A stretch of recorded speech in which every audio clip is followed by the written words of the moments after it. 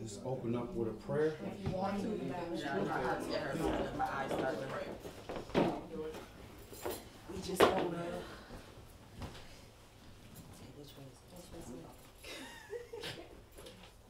All brothers remove their head coverings. All sisters pray with their heads covered. And we face the east towards Jerusalem. Heavenly Father, Yahweh, most holy and true covenant, Alahym, Abram, Yeshak, Yaakov, we give you all thanks and praise in Yeshua's mighty name. Thank you, Father Yahweh, for allowing us to make it, Father Yahweh, on your Shabbat, Father Yahweh.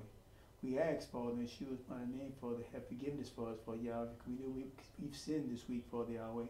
We know, Father, we had wrong words, Father Yahweh, or did deeds, Father Yahweh, that's unpleasing unto you, Father Yahweh. So we ask your mercy and your forgiveness, Father Yahweh. We repent, Father. We want to be closer unto you, Father Yahweh. You say, your scripture said, we draw nigh unto you, you will draw nigh unto us, Father Yahweh. And you give us the opportunity, Father Yahweh. We just ask, Father, to allow us to discern, Father Yahweh, the things that we do, Father, is unpleasant unto you, Father, so we may repent and change from our wicked ways, Father Yahweh. Heavenly Father, we thank you for this time, Father Yahweh, to be able to hear your word, Father. We pray your word would nurture us, Father, and nourish us, Father Yahweh. Because we need you 24/7, Father Yahweh. We got holy days, Father Yahweh, your holy days, Father Yahweh, they're about to go into, Father Yahweh. So we give you thanks and praise, Father Yahweh, for allowing us, Father, to be able to do these things, Father Yahweh, to give you praise, Father, and give you glory, Father Yahweh. Heavenly Father, we pray that your word go across the four corners of the earth, Father Yahweh, so our brothers and sisters, Father, may have the opportunity to hear and be nourished by your word also, Father Yahweh. Heavenly Father, we ask, Father Yahweh, that your word, Father, comes out of our brothers' mouths, Father Yahweh, and we do your ministry, not our ministry, Father Yahweh. So we give you thanks and praise in Yeshua's holy and mighty name. Amen. Amen.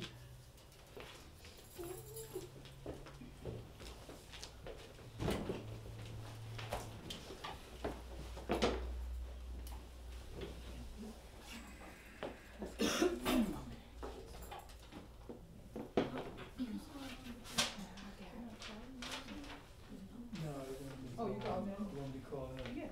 But it's going to take them off fast. So I'm saying, extension cord. You brought yours? No, I didn't think I need it. I brought my extension cord for this, but it doesn't Well, make if you're nothing not, wrong. you can use mine. Call in. Bring mine.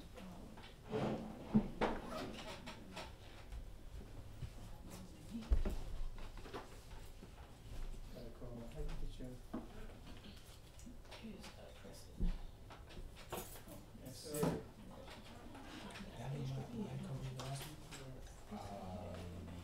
What is it? You making sure you make me laugh. Where'd you read it?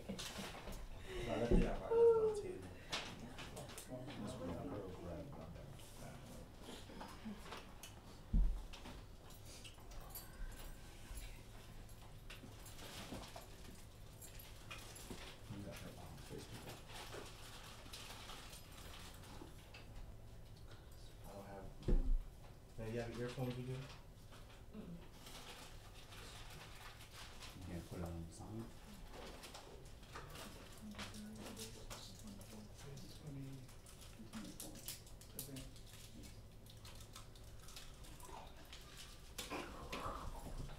Provided in high definition on the free conference call hd.com. Please enter your access code followed by the pound or hash sign.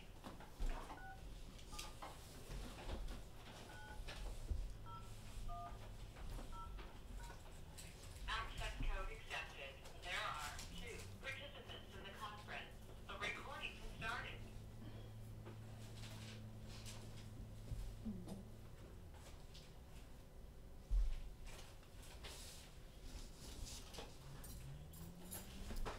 All right, Shabbat Shalom. My name is YAHWEH. I'm with my brother Jonathan YAHWEH. Shabbat Shalom.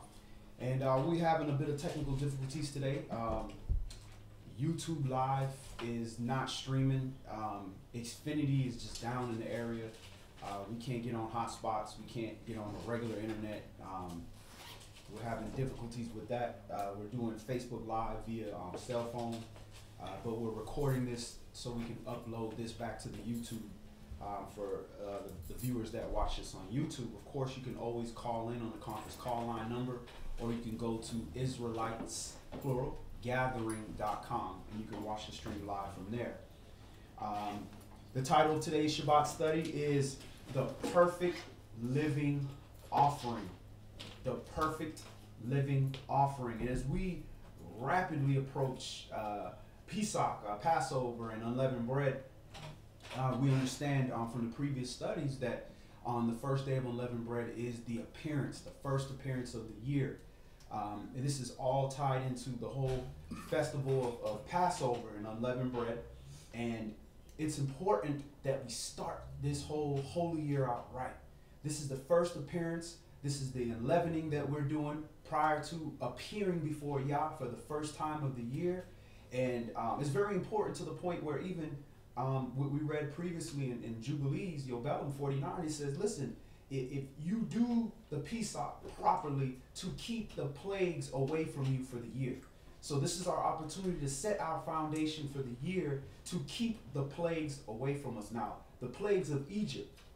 Now, these plagues of Mizraim, these plagues of this place of bondage, is very interesting because it's not only just the things that they showed with the major plagues, but it's also the rebelliousness, it's also the oppression of a people, it's also the refusal to repent.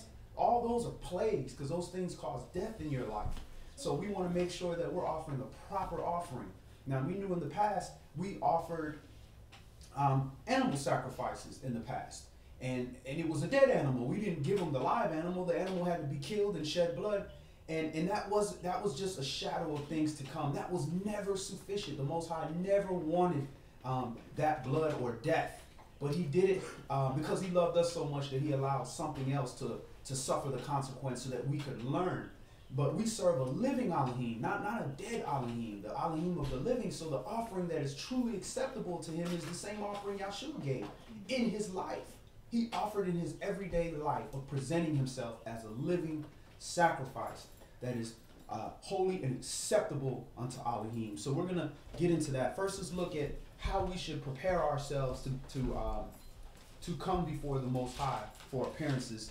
So let's go to Exodus, Shema, chapter 19, and we'll start this at verse 1. And Shabbat Shalom, Brother Robert McCall. Good to see you. Shabbat Shalom, Brother Brandon Pierce. Shabbat Shalom, Sister Sharon Pinky. Shabbat Shalom, LaRonda Chambers. Good to see you, sister. And Shabbat Shalom, Ariel Smith. Good to see you as well.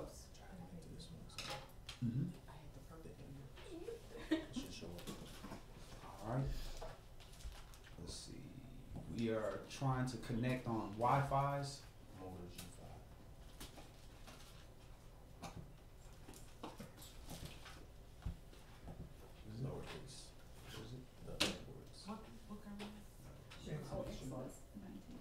19.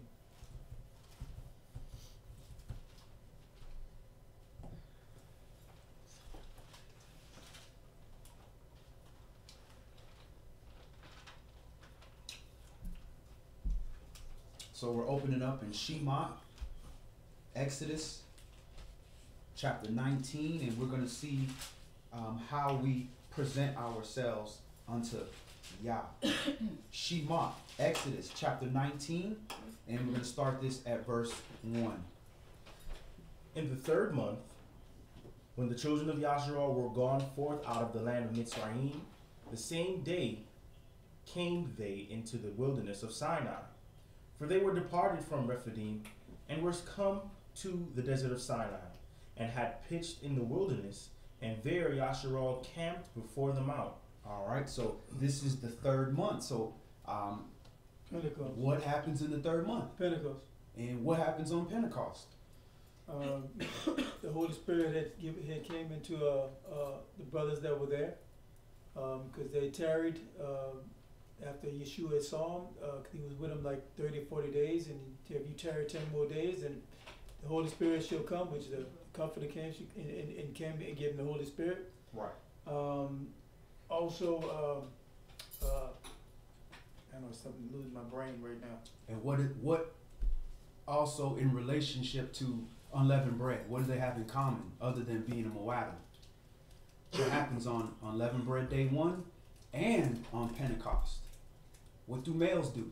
Oh, appearance. All Yeah, males yeah. appear. Appear, yeah. So we see what's going to happen in this month here, in the It's third appearance. month. This is the second appearance. We Yeah. went over this last Bible study in Shabbat. It's also in Job. Also in Job, Right. we have the first and second appearance in Job, Right. chapter 1 and chapter 2. Right, where all males appear. We're going to actually read that today as well. Go ahead. Verse 3. And Moshe went up unto Alahym, and Yahweh called unto him out of the mountain, saying, Thus shall you say to the house of Jacob, and tell the children of Yasharal, You have seen what I did unto the Mitzrites, and how I bare you on eagle's wings, and brought you unto myself. Now therefore, if you will obey my voice indeed, and keep my covenant, Comma. There's a and or if statement. So if you do this and keep my covenant, comma, then you get something. So you don't automatically receive that. Go ahead. Start from 5 again, please. Now therefore, if you will obey my voice indeed, and keep my covenant, then you shall be a peculiar treasure unto me above all people, for all the earth is mine. And you shall be unto me a kingdom of priests, and an holy nation. These are the words that you shall speak unto the children of Yasharal. All right. So for us to be a peculiar people to him, a treasure, and a kingdom of priests, not a tribe of priests, but a kingdom of servants of the Most High that do the service of the Most High, then we have to keep his commandments and obey Yahweh. Go ahead. And you shall be unto me a kingdom of priests, and an holy nation. These are the words which you shall speak unto the children of Yasharal. And Moshe came and called for the elders of the people, and laid before their faces all these words which Yahweh commanded him. And all the people answered together and said, All that Yahweh has spoken we will do. And Moshe returned the words of the people unto Yahweh. And Yahweh said unto Moshe, Lo, I come unto you in a thick cloud, that the people may hear when I speak with you, and believe you forever. And Moshe told the words of the people unto Yahweh. And Yahweh said unto Moshe, Go unto the people and sanctify them today and tomorrow, and let them wash their clothes, and be ready against the third day. For the third day Yahweh will come down in the sight of all the people upon Mount Sinai. All right. What were you saying, Elder? That's number 2. Right. They wash their clothes, prepare themselves against the third day. Right. So this is, Moshe is telling the children of Yasharal that Yahweh is going to show up and we are to appear before Yahweh. This is the second appearance that's going to happen. This is happening in the third month, which is the time of Pesach. The time of Pentecost, Shabbat. So there's an appearance when we go into the laws pertaining to that. And he's telling the children of Yasharal how to physically prepare themselves to be able to be in the presence of the Most High. And he's telling them, go unto the people and sanctify them today and tomorrow. So that's 2 days. And let them be ready against the third day. So you need to be sanctified and clean unto the third day. So you're washing yourself, cleaning your clothes, getting prepared to the third day, which means the first day, first sundown that happens, that full calendar day, that's 1. The second sundown, that's 2 for the entire day. And going into that third sundown, you are ready into the third day, which means you are clean going into the third day. That's how you sanctify yourself physically to come before the Most High. Or when you are going to present yourself for the Most High to do some kind of, holy activity or something where you're presenting yourself in the spirit of the Most High. We have 3 commanded days that all males must appear before the Most High. And we're going to go into that, the scriptures regarding that as well. Now, you have some people that are, they're seeing third day, so they're thinking they have to go 3 full days. The sun went down, they clean that first day. The sun went down, they clean that entire second day. Then the sun goes down, they clean a whole third day, and then the fourth day they present themselves. That's being clean going into the fourth day. It's not going to hurt you to be extra clean, but what he's saying is you need to be ready against the third day. He didn't say ready against the fourth day. So if you were doing the full being ready against the fourth day, you're not hurting anybody. You didn't, you're doing above and beyond But just know that if you were only ready until the third day, you did what was required of you, what the commandment was. Go ahead. Exodus, Shemot chapter 19 and verse 12. And you shall set bounds unto the people round about, saying, take heed to yourselves that you go not up into the mount or touch the border of it. Whosoever touches the mount shall surely be put to death. All right. So we had to set bounds around the mountain to stop the people, the regular people, from entering too close to the presence of Yah, because they weren't prepared, they weren't sanctified, they weren't given the job to come before the Most High. The Most High chose one tribe to come near unto him, and as his priests. The Levites were chosen, and out of the Levites he sanctified another group of people, the sons of Aaron, to be the high priests. And then even throughout all the Levites and even with the bloodline of Aaron, he chose Moshe to be the leader that would go face to face with Yahweh. So it's the same principle. You can't just appear before Yahweh without being prepared and being taught how to come before the Most High. It's disrespectful. Go ahead. Verse 13. There shall not a hand touch it, but he shall surely be stoned or shot through, whether it be beast or man. It shall not live. When the trumpet sounds long, they shall come up to the mount. So why should you die if you touch the mount in which Yah appeared unto? Why is it required? For one, you're not that clean. Mm-hmm. You're clean enough to go into the presence outside of. He's using that mountain as a temple. You cannot get near that because you're not clean enough to get near that mountain. You know, because Right. that's what people don't. That we didn't understand that at that time, because he gave you strict instructions to get a level of clean to enter into his presence. Right. But you are not clean enough to enter that close unto him. So he established his own that he cleansed to get near him. If you go above and beyond, you're going to die because you're unclean, and you just changed, what was clean to dirty. Exactly.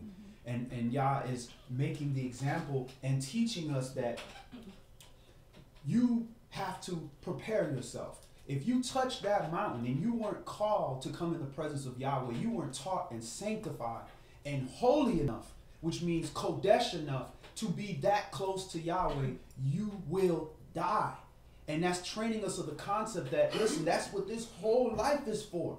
The whole purpose of our life is to cleanse ourselves and prepare ourselves to be holy enough to get to the point where the rest of the flaws, Yahshua can just, he's good, he with me, and wipe you off and make you clean, because none of us on our own are going to be ever clean enough, because we've all sinned. So nobody's perfect enough to go before the Most High. So we have to do the best we can to cleanse ourselves spiritually and the outward and the inward to come before the Most High.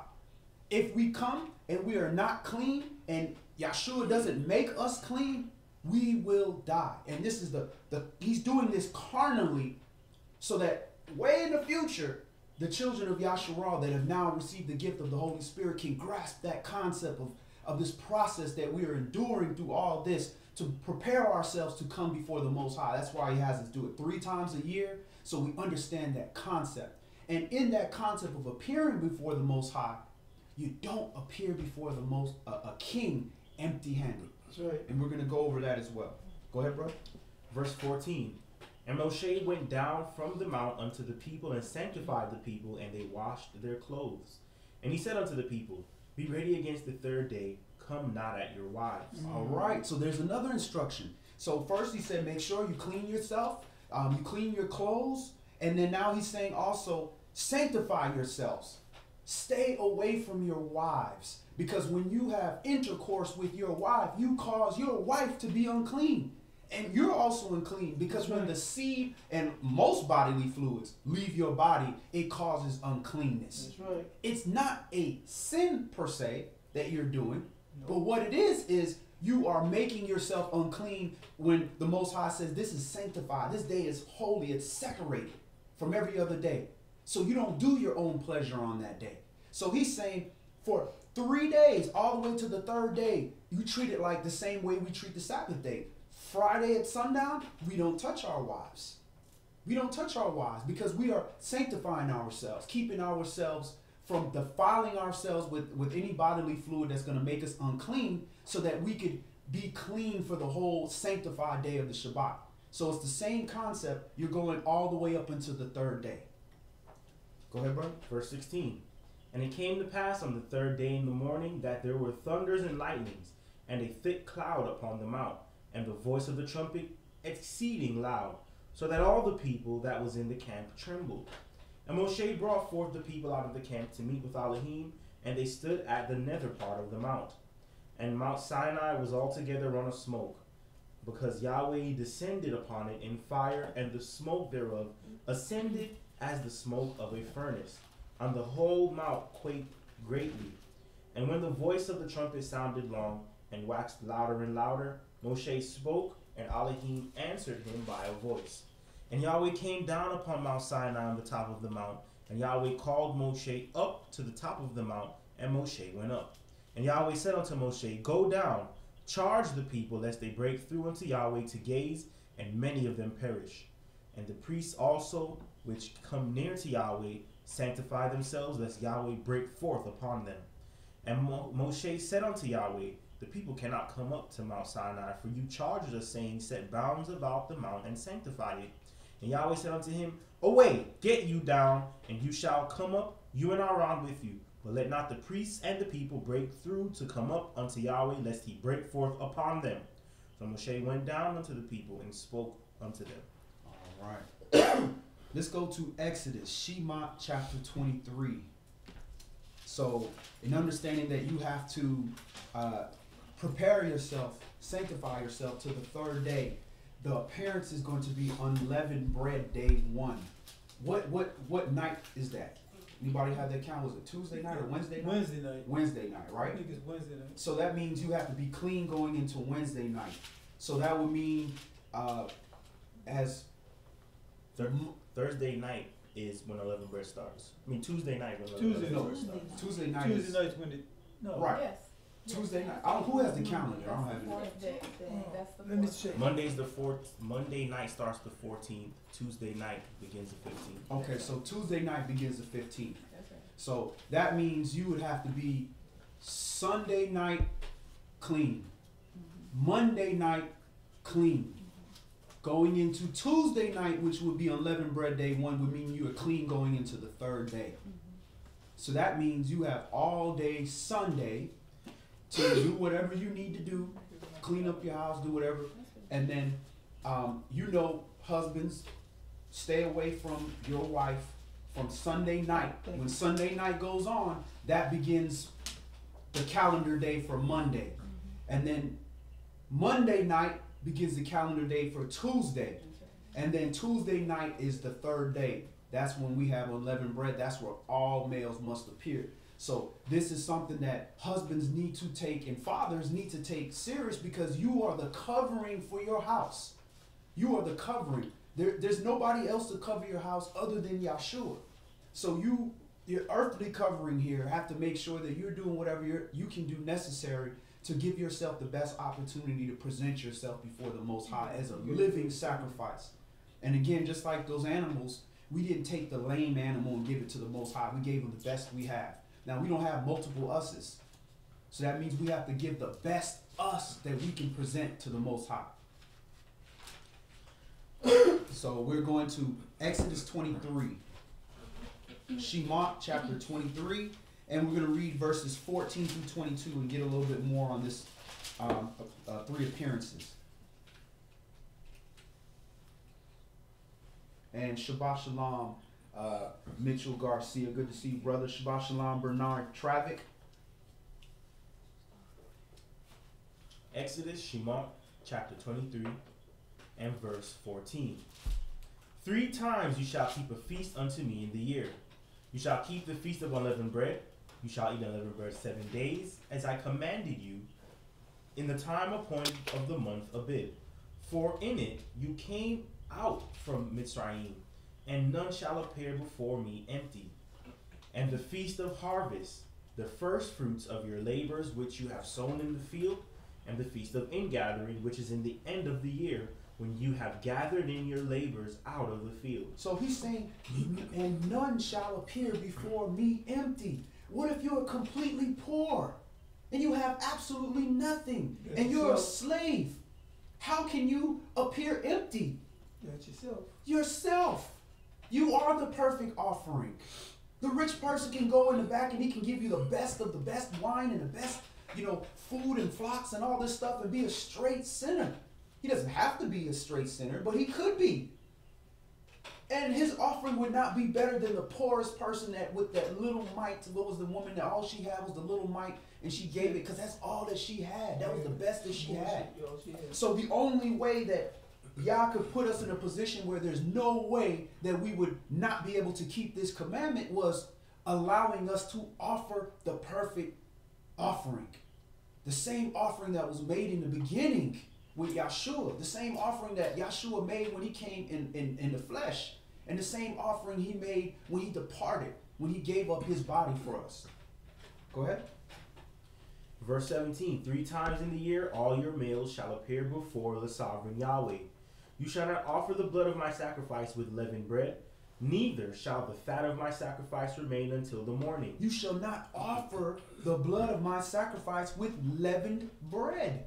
And now you tie that with Saul saying, purge you the leaven, so you may be a new creature before Yahweh.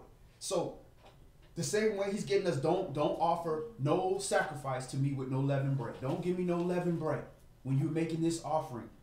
That's the same thing with us. When you come before me, remove that leaven, remove that sin, remove that stuff that causes you to puff up, the stuff that causes you to exalt yourself. Remove all that to the best of your ability. And just like when you find cleaning your house year in and year out, you find another spot like, oh man, I missed that. I didn't get, oh man, something. You can't get everything. And he knows that. But it's for you to give your perfect attempt. Try to get in all the areas you can, and every year you get better. But the focus isn't every year you're getting better at cleaning your house. Every year you get better at dealing with those hard things within us that we're afraid to deal with. Our mind, because we want to feel holy, can't look at that yet. But every year we should just get a little bit better of facing those things so that Yah's will, as long as we have mercy, we did our part and we can look eye to eye with Yahshua when it's our day for him to say, I know him. Go ahead. Verse 19. The first of the first fruits of your land you shall bring into the house of Yahweh your Alahym. You shall not see the kid in his mother's milk.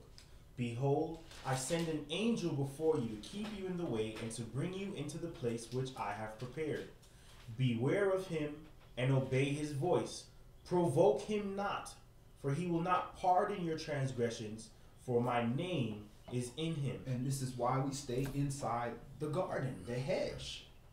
When we were in the Garden of Eden, which is the hedged part of Eden, we stayed in there. As soon as we were led outside of that, that's when problems came. We went outside the hedge of the Most High. We went spiritually, and then that spiritually, the physical body is going to follow it. So we got kicked outside of the garden. So it's the same thing here. These angels, they're here messengers. They say, hey, listen, this servant needs to be holy. He needs to give glory unto the Most High. Or this servant needs to learn something. The angel's not going to pardon your iniquity because he told that anybody come outside this hedge, slay him. And that hedge is these commandments of being obedient to the Most High.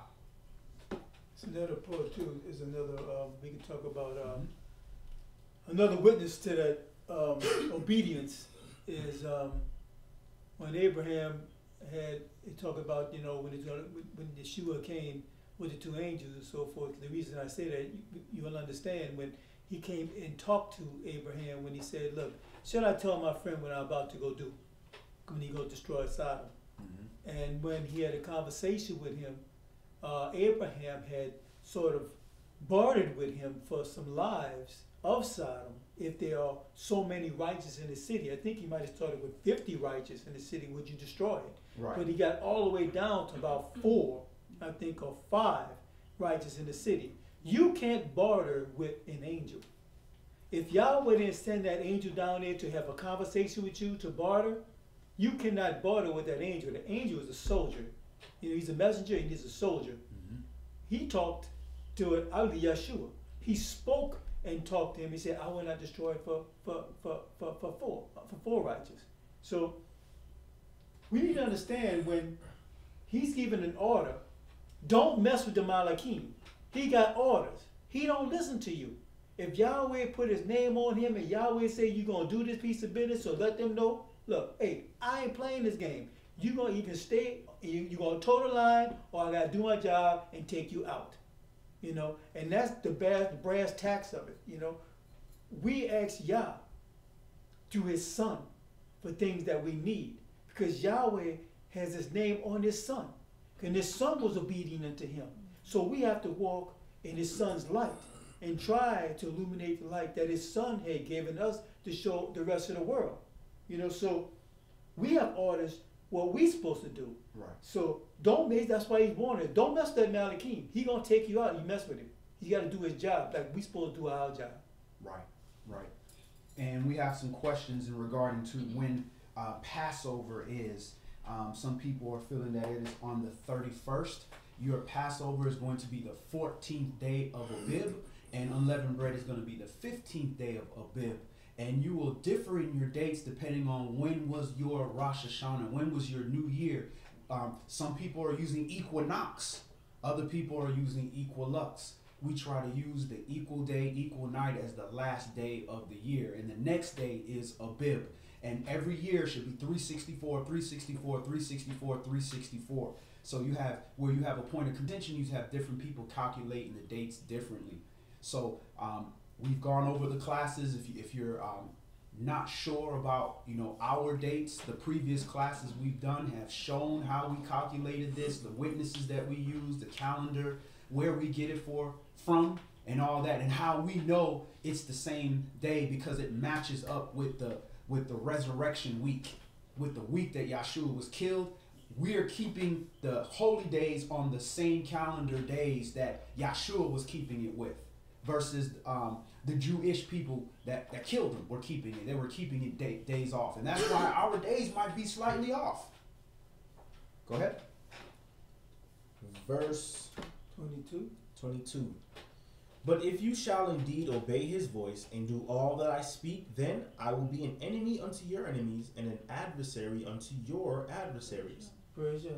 For my angel shall go before you and bring you in unto the Amorites, the Hittites, the Perizzites, the Canaanites, and the Hivites, and the Jebusites, and I will cut them off. So in verse 22 it says, if you shall indeed obey my voice, then I will be an enemy unto your enemies and an adversary unto your adversaries. So where does our focus need to be? Fighting our enemies, fighting people that have come against us, fighting people that have done us wrong, or making sure that we are staying on the goodwill of the Most High, that we are operating according to the commandments and instructions of the Most High.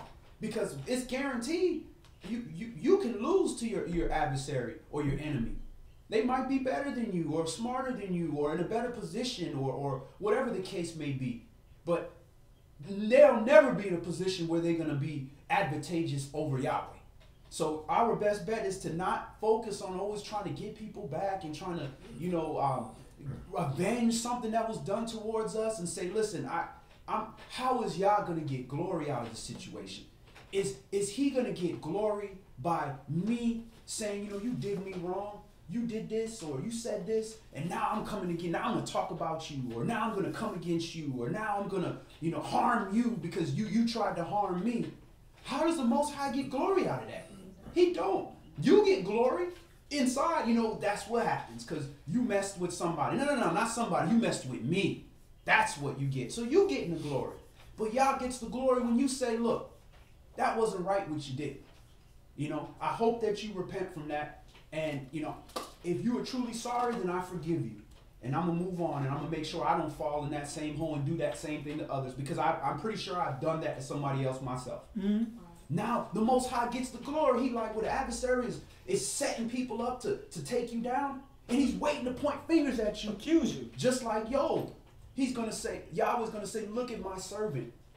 Look how I allowed you to attack my servant, and he didn't do nothing. All he did was continue to follow my instructions, and I took care of his business. Now Yah gets the glory. but he gets the glory through your actions because you showing I'm going to be obedient whether it's concerning me or not concerning me. It's easy to be obedient when it's concerning the person across the room. But when it's concerning you, when your feelings hurt, when you embarrassed, are you going to still keep those commandments, or is that your ransom for sin? Go ahead, Elder. Just another witness to that, brother. You got Abraham in Genesis 12. Mm-hmm. He was told to leave his family. Now, at that time, you could imagine that he probably got going a little crazy here because he got all these different idols all over the place, and he was fighting his family. He didn't want to deal with that because he didn't believe in that. But yet, his voice is telling him to leave his whole family. This man is in his 70s. Mm-hmm. So he takes his, in obedience, he leaves. And Yahweh told him, he said, if you look at it, he said, I will bless them that bless you, and curse them that curse you. Right. And you shall all, family of the earth, be blessed. So he's telling them right there, if you obey me, all that's going to happen to you and for you and your people. So he did this. He left, out of Haran. Right. So he didn't know where he was going. Yahweh just say, get away from your father. In other words, get away from that spirit over there. Get away from that unbelief over there. And do as I tell you to do. If you believe in me, just go. And when you get out of here, you obey me, I'm going to show you where to go. Right. So that must have been very hard for that brother. But yeah, he did it.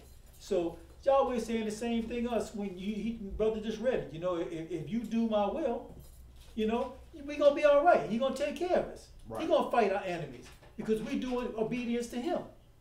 Right. And again, we see there's still some little questions on the dates of the holy days and the calendar. That's nothing you argue with nobody about, because at the end of the day, we're all doing the best we can. What Israelite Gathering does is we present all the facts pertaining to how we calculated it, and the second, third, and fourth, and fifth, and sixth, seventh witnesses that we have to prove that we're doing the best that we can. And it's every person must work out their own salvation with fear and trembling. Israelite Gathering did not 100% the time of its existence as an assembly have the calendar's dates correct. We've had errors before, but we worked through those things, and we used all the information and other brothers and sisters that have come to us and shown us things, and we collectively got the dates that we can prove is right from a calendar perspective, from a historical perspective, from the ancient tablets perspective, with ancient artifacts like the Qumran calendar and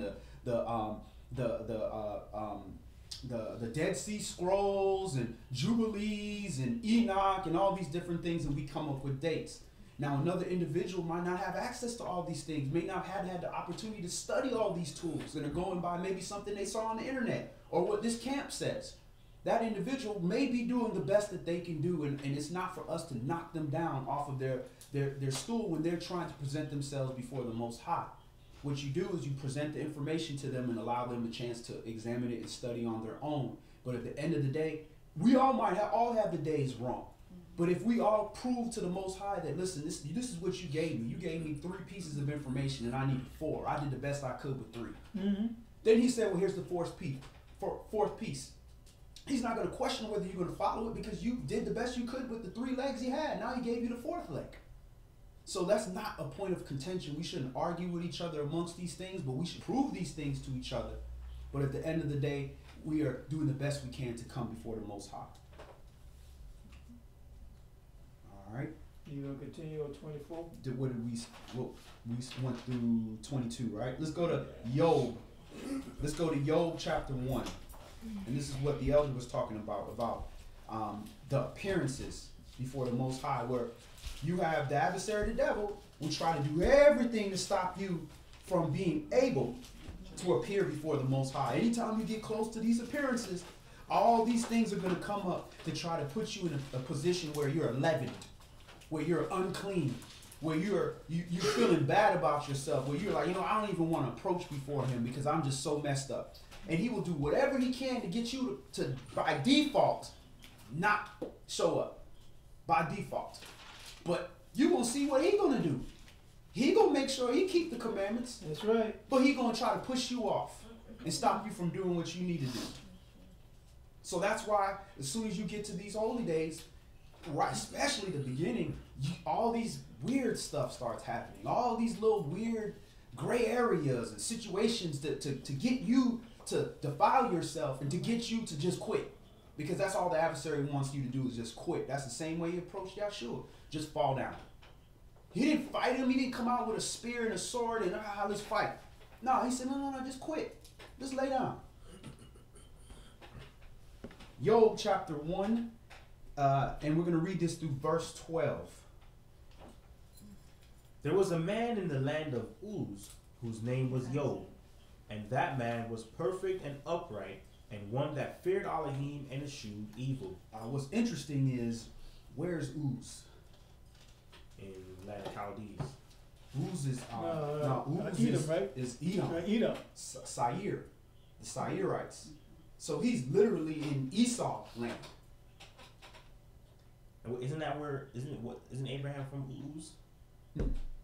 He's from Ur. You're thinking Oh, Ur. Ur, Yeah, that's yeah. right. You're thinking Ur. Ur. Yeah. Verse 2, that Job was an Edomite. Verse 2, and there were born unto him 7 sons and 3 daughters. His substance also was 7,000 sheep, and 3,000 camels, and 500 yoke of oxen, and 500 she donkeys, and a very great household, so that this man was the greatest of all the men of the east. And his sons went and feasted in their houses, every one his day, and sent and called for their 3 sisters to eat and drink with them. And it was so, when the days of their feasting were gone about, that Job sent and sanctified them, and rose up early in the morning and offered burnt offerings according to the number of them all. And Job said, it may be that my sons have sinned, and cursed Alahym in their hearts. Thus did Job continually. And he's being a good covering for his family, even though it appears that his children are of age because they're in their own houses. But they all feasted on their day. So when it says on their day, it's likely on their birthdays, their born dates. They went and had feasts. And some people teach that you can't acknowledge your born day because, that's some kind of, pagan ritual or that you're transgressing a commandment. Yahweh don't leave stuff out this book. If it was something in here that was a sin, Yahweh not going to leave it out here. But there is an opportunity to sin in that practice of celebrating one's birthday to the point where Job said, in case they may have cursed Alahym inside, then in their hearts, then Job prayed to cover them. So that means you can take a day where you're supposed to acknowledge and give, glory to the Most High. Thank you for allowing me to reach a certain age, because now at this age I'm able to do this, or I've survived my transgressions from the past. I've repented. I've grown from where I was, and I give glory to the Most High because you've allowed me to be here. That's fine. There's nothing wrong. Just like a graduation or an anniversary, ain't nothing wrong with that.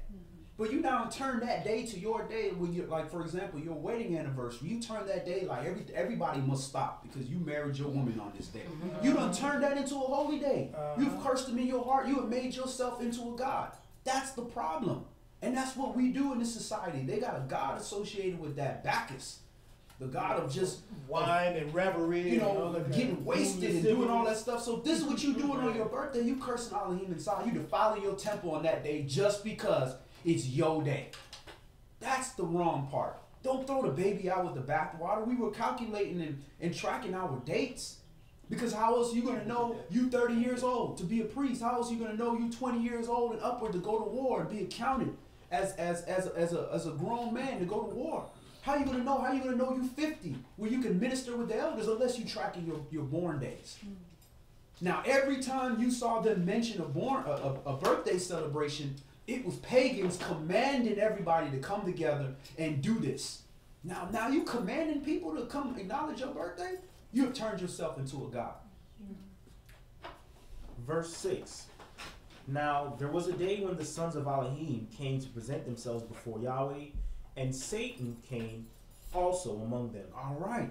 So there was a day when the sons of Alahym, and the sons of Alahym could be applying to either the angels, the messengers, or it could be talking about us, the people, the children of Yahshua, who have been adopted and become the sons of Alahym by receiving the spirit of Yahshua. That's the scene in heaven right there. So this here, you see the angels or even the men all presenting themselves before Yahweh, and Satan is also coming among them. So he is even showing up for the appearance. Yep. So this shows you he even follows Yahweh's instructions. Yahweh said, I created good and I created evil. And it's not that Yahweh said, listen, Satan, go out here and kill people. Nah, he just stand back. Satan's a killer. He's a murderer. He's a liar. That's what he wants to do. I'm not going to stop him because I'm going to use that purpose. Go ahead, brother. Verse 7. And Yahweh said unto Satan, Where comest you? And Satan answered Yahweh and said, From going to and fro in the earth, and from walking up and down in it. A vagabond going to and fro and back and forth. That's the sign of the cross, exactly. To and fro and forth throughout the earth, like a vagabond. That's what they do. They don't have a home. They don't have a temple that they go to. They're all over the place, just roaming the earth, looking for whom they may devour. Go ahead. Verse 8. And Yahweh said unto Satan, Have you considered my servant Job, that there is none like him in the earth, a perfect and upright man, one that fears Alahym and eschews evil? Then Satan answered Yahweh and said, Does Job fear Alahym for nothing? Have not you made a hedge about him, and about his house, and about all that he has on every side? You have blessed the work of his hands, and the substance is increased in the land. But put forth your hand now and touch all that he has, and he will curse you to your face. And Yahweh said unto Satan, Behold, all that he has is in your power. Only upon himself put not forth your hand. So Satan went forth from the presence of Yahweh. And that's the mercy of the Most High as well, that he will allow Satan to put us in the fire to purge certain things out of us. Even when we are good servants already. Job was a good servant, but if you read the rest of the story, there were certain things that he had to acknowledge in his own self about his way, even though he was perfect before the Most High, because he was working at max capacity, the best that he could do. And Yahweh says, when you produce fruit, I'm going to purge you so you can produce more fruit. So this kind of test, he ain't going to give that to everybody. But he's going to give this to this man because he wants him to reach even a higher place of perfection. All right, let's go to Job chapter 2. And we're going to see this play out again, that this is not just a coincidence. Verse 1.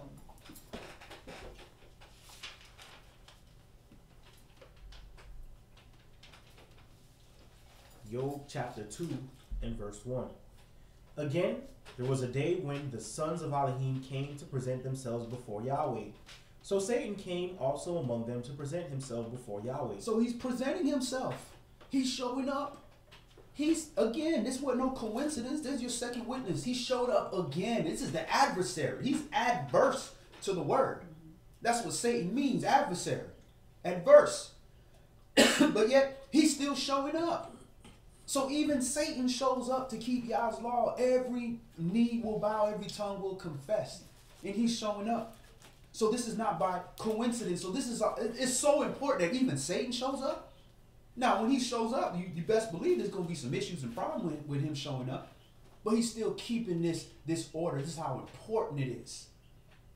All right, let's stop right there. Let's go to Yeshayah, Isaiah, chapter 1.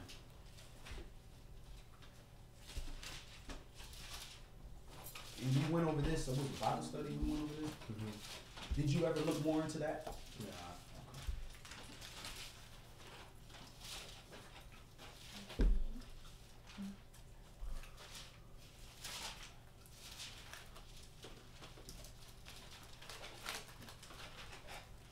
Isaiah, Yeshayah, chapter 1, and we're going to start this at verse 1.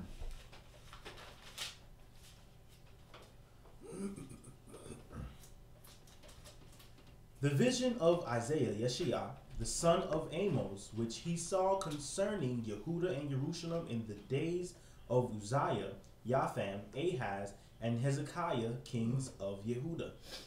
Hear, O heavens, and give ear, O earth, for Yahweh has spoken. I have nourished and brought up children, and they have rebelled against me. The ox knows his owner, and the donkey his master's crib. But Yasharal does not know, my people do not consider.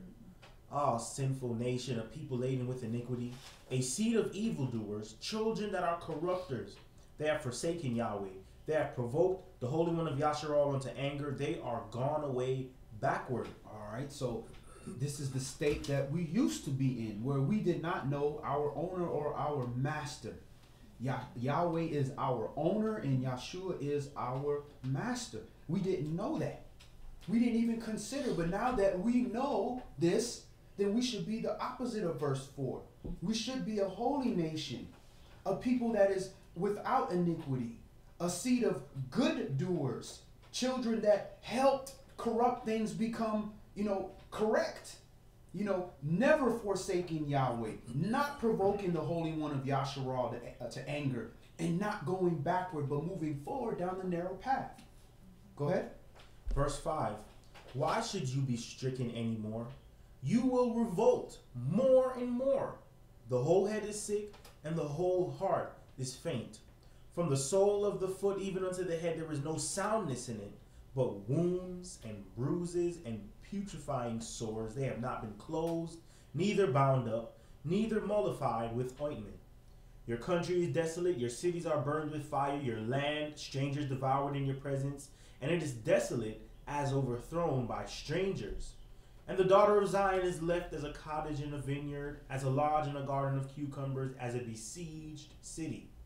Except Yahweh of hosts had left unto us a very small remnant, we should have been as Sodom, and we should have been like Gomorrah. Hear the word of Yahweh, you rulers of Sodom. Give ear unto the law of our Alahym, you people of Gomorrah. To what purpose is the multitude of your sacrifices unto me, says Yahweh? I am full of the burnt offerings of rams and of the fat of fed beasts, and I delight not in the blood of bullocks, or of lambs, or of he-goats. When you come to appear before me, who has required this at your hand to tread my courts? Bring no more vain oblations. Incense is an abomination unto me. The new months and Shabbats, the calling of assemblies I cannot away with. It is iniquity, even the solemn meeting. All right, so he's starting from verse 11, letting you know that, I delight not in the blood of bullocks or of lambs or of he-goats. So we are constantly putting ourselves in a state where we got to keep making these offerings in addition to the offerings we already made, but they're not doing anything to us. They're not changing our conscience. We are making this a legality where you pay a fine. I killed that person, $1 million fine, here you go. But I'm a billionaire, so I'm cool. No problem. That poor person, he ain't gonna kill nobody because he's like, I can't afford that. I can't afford $1 million. So it became a legality. He never wanted that. You go back into Exodus, he talks about, I never asked for that. And Joshua, same thing. Yahshua, the book of Yahshua. I never asked for that. I never wanted that. But you would not listen to me. So I had to institute that, or else I would have had to wipe all y'all out. Also that verse 12 is reference to what we just read in Exodus 23. Exodus 23, verse 17. 3 times all men shall appear before me. So I just want to say that's another witness that's talking about how Yahweh is continually to tell us how serious it is, when we come before him. Right. Verse 14. Your new months and your appointed feasts my soul hates. They are a trouble unto me. I am weary to bear them. And when you spread forth your hands, I will hide my eyes from you. Yea, when you make many prayers, I will not hear. Your hands are full of blood. Wash you, make you clean. Put away the evil of your doings from before my eyes. Cease to do evil. Learn to do well. Seek judgment. Relieve the oppressed. Judge the fatherless. Plead for the widow. Come now, and let us reason together, says Yahweh. Though your sins be as scarlet, they shall be as white as snow.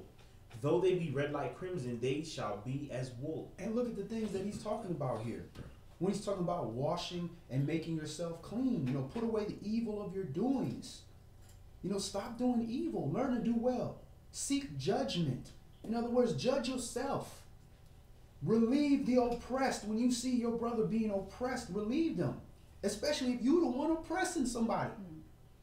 Judge the fatherless. The fatherless don't have nobody to show them the right way. Show them, hey, nah, listen, that's not right. Give them sound counsel. You lead them in the way. Plead for the widow. The widow does not have an earthly covering. So the men of Yasharal need to step up for her and cover her and say, listen, no. We're going to make sure everything is all right. You know, so you have an earthly covering. These are the things that he's talking about. And these are the things he's mentioning in tithing with the feast. There's a whole book of sin. But these are the things that he's pushing out front and say, this is the problem with this nation right here. And you're mainly dealing with your own people. So we're dealing with our own people like this. He's not talking necessarily about us dealing with non-Israelite people. You're doing this to your own people, his own children. Verse 18. Come now, and let us reason together, says Yahweh. Though your sins be as scarlet, they shall be as white as snow. Though they be red like crimson, they shall be as wool. If you be willing and obedient, you shall eat the good of the land. But if you refuse and rebel, you shall be devoured with the sword, for the mouth of Yahweh has spoken it. All right, let's stop right there. Let's move on. Let's go to Romans chapter 12. Romans chapter 12.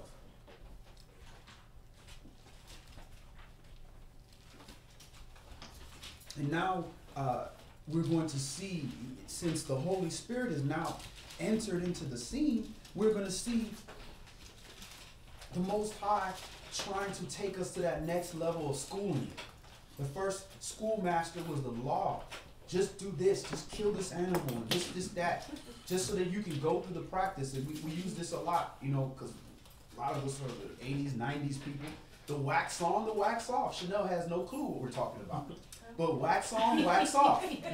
You know, that is in Karate Kid, where he had Daniel's son just constantly waxing the cars, waxing the floor, and he's just doing this movement over and over and over. He's like, man, listen, I came here to learn how to kick somebody behind. All I'm doing is cleaning cars and shining floors. Yeah. So he threw a punch at him and he blocked it. And you see, you didn't even know what you're doing. You learning how to block. You learning what to do. Now you know the movement very well through repetition. Your body, your muscle memory has this repetition. And now that you know what you're doing it for, it makes sense because you have the muscle memory to go with it. So these commandments is the same thing. You just do it. Just do it. Learn it. Learn how to do it. Then in that process, it starts making sense. When a punch comes at you and you evading the punch. This is how I evade evil and escape iniquity. Makes sense. Go ahead. Romans chapter 12 and verse 1. I beseech you, therefore, brethren, by the mercies of Alahym, that you present your bodies a living sacrifice, holy, acceptable unto Alahym, which is your reasonable service. That's your reasonable service. You ain't doing nothing above and beyond. Present your bodies a living sacrifice. Everybody wants to say, oh, I would die for Christ. If I was there, I would have been, they'd have put a fourth cross up there. I'd have been right there. Just chilling. You know what I'm saying? Right there, just, Yahshua, man, I'm with you. We all say that. But then we know you lying because you won't present yourself a living sacrifice. You won't live for a living Alahym. So before we can even, because everybody in the room want to say that they would do that. But before you can be confident in your heart that you would do that, if you can't live for him. Easy to die. Anybody, because once you die, that's it. That's why Yahshua said on the torch stake, like, why are you removing me? And they mistranslated that. You know, where they have it like, why have you forsaken me? No, why have you taken me away from this? This is nothing. This is just a death that's like this. I've been since the beginning. This is eternity. Eternity, this little small portion of me dying. This is nothing. Why'd you remove me? I could have taken more. Go ahead. Verse 2. And be not conformed to this world, but be you transformed by the renewing of your mind, that you may prove what is good and acceptable and perfect will of Alahym. And that's the difficult part that we got to go through. Not being conformed to this world. We were conformed to this world. We had to create a tough outer shell because as children, we learned what it's like to go out there with that childlike attitude and forgiving and innocence. We got ate up. So we developed scabs. over our heart, a tough scab over our heart, so that to protect us, to conform to this world. And we had to do that as children, or else we would have just died. We'd have been them kids hanging themselves, you know, just committing suicide because they just could not conform to this world. But there's a problem with that. So we had to do that in our infancy. We did not have the Holy Spirit. We did not have the guidance. We did not have the intellect physically or spiritually to be able to not conform to this world, but be strong enough to survive. So now that you are grown and you are being born again as a new creature, you have to be able to utilize some of that outer shell when you need to use that outer shell to protect you and your family. And now that you're older, but also not conforming, know how to still channel that inner innocence and that childlike forgiving and that short-term memory with transgression against you, so that you are not conforming yourself to this world. Verse 3. For I say, through the grace given unto me, to every man that is among you, not to think of himself more highly than he ought to think, but to think soberly, according as Alahym has dealt to every man the measure of faith. And that's simple. All you need to do is when you start feeling like you don't deserve some stuff, just think about all the transgression that you've done in your entire life. And that quickly, that thought should go out your head. Go ahead. Verse 4. For as we have many members in one body, and all members have not the same office, so we, being many, are one body in Mashiach, and every one members one of another. Having then gifts differing according to the grace that is given to us, whether prophecy, let us prophesy according to the proportion of faith. Or ministry, let us wait on our ministering, or he that teaches on teaching, or he that exhorts on exhortation. He that gives, let him do it with simplicity.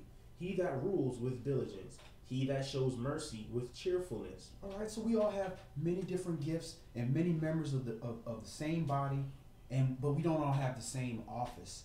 And just because you have a certain office at a certain point in your walk does not mean that that's what you are designed to do forever. Even your hands. You look at me as a fool if you just saw me walking around the room on my hands all the time. You'd be like, what's wrong with this brother? He got feet. What he walking around on his hands for? But there may be a time where I might be falling head first, and I might need to put my hands down to stop my face from smashing into the concrete. But what if I say, well, no, my hands ain't for that. My feet is for that. And you just hit your face into the concrete. No, you got to be ready to change and use any part of that body to fit the situation that you're in. You can't just say, no, I'm a hand. All I do is pick things up. All I do is touch things. I don't walk. You might have to do that. So as servants, we have to be prepared to change and move and be in whatever the Most High wants to use us for, and not be jealous of another person's gift, another person's calling. Because unless you've walked in that same calling, you don't know what that individual has to go through. And it doesn't mean just from a leadership standpoint, from the guy who sweeps the floor. You don't know what this man is going through. You don't know what his thoughts, how the Most High is dealing with this person. It might be humbling for him. You don't know what it is. So we don't want to be jealous of one another, because your arm ain't jealous of your foot. Your eye ain't jealous of your ear. It works together. And without it, you'd be very uncomfortable. Go ahead. Verse 9. Let love be without dissimulation. Abhor that which is evil. Cleave to that which is good. Be kindly affectioned one to another with brotherly love, in honor preferring one another. Not slothful in business, fervent in spirit, serving the master. Rejoicing in hope, patient in tribulation, continuing instant in prayer. And that one right there, verse 12, is a hard lesson to learn, boy, is rejoicing in hope and being patient in tribulation. Because we are used to, as soon as something happens, we got to go fix it. We got to go do this. We got to go do that. And a lot of times we're able to fix things, but sometimes some things you ain't going to be able to fix. It ain't for you to fix right now. It's for you to figure out something in the process of why you're fixing it. And that means you're going to have to be patient in that tribulation. Because when you're not patient in that tribulation, it doesn't mean you stand around and let everything deteriorate. But when you're not patient in that tribulation, you take things into your own hands. Well, I gotta transgress this commandment because, this is the only way I can fix this situation. And this is what we do in our infancy of our walk. But as we get older and we learn, we have to learn. And this is why the Most High is constantly allowing these heavy things to fall on us. We're not proving nothing to him. He knows what's in our heart. He knows what he gave us. But it's to prove to ourselves who we are and who we serve. So the next time, we're not questioning what we're going to do. We know who we are. We know who we serve. Go ahead. Verse 13, distributing to the necessity of saints, given to hospitality. Bless them which persecute you, bless and curse not. Rejoice with them that do rejoice, and weep with them that weep. Be of the same mind one toward another. Mind not high things, but condescend to men of low estate. Be not wise in your own conceits. Recompense to no man evil for evil. Provide things honest in the sight of all men. All right, so these are the challenges to take it to the next level, to go beyond your reasonable service and to actually produce fruit for the Most High. Brother West, can you check that Facebook stream, please? Is to take that to the next level. You know, bless them which persecute you. Bless and curse not. You know, those type of things. Recompense no man evil for evil. We keep talking about how we want to be perfect and how we want to be Christ-like. Oh, okay, the phone died? I'm not sure how. That doesn't make any sense. The phone was fully charged. Said power, And it was plugged up. and it's plugged in. All right, don't worry about it. So, all these things we were doing, all these things that are difficult for us to take that to the next level.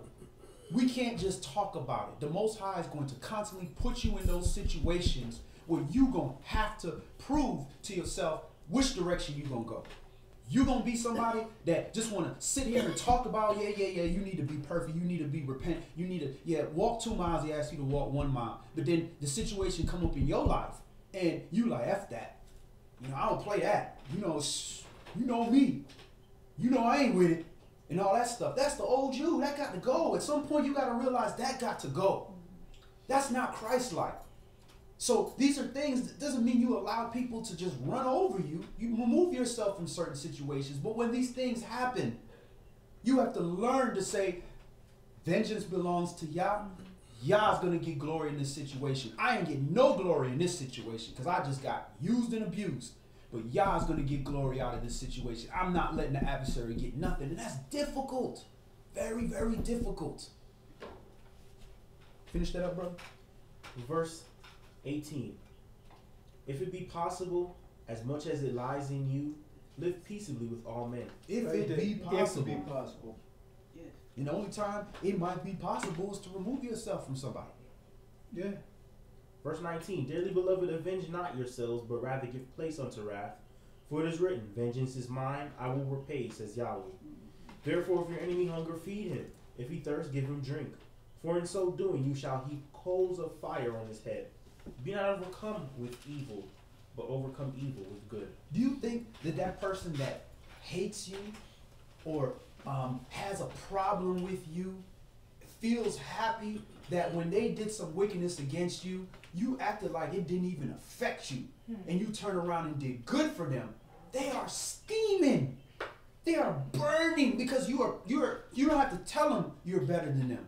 You're showing that I'm going to do better than you. And that's burning that individual up. And that's going to do one of two things. That burning is either to cause that person to look at you in a different light and say, man, I thought you were a certain way, but you're not. I need to learn from that example. Or they're going to continue just hating you. But at the end of the day, the Most High is going to get that glory out of that. Did we finish that up? Yes. All right, let's go to Tehillim chapter 51, Psalms chapter 51, and we're going to see this sacrifice and this offering that we make unto Alahym, the perfect sacrifice.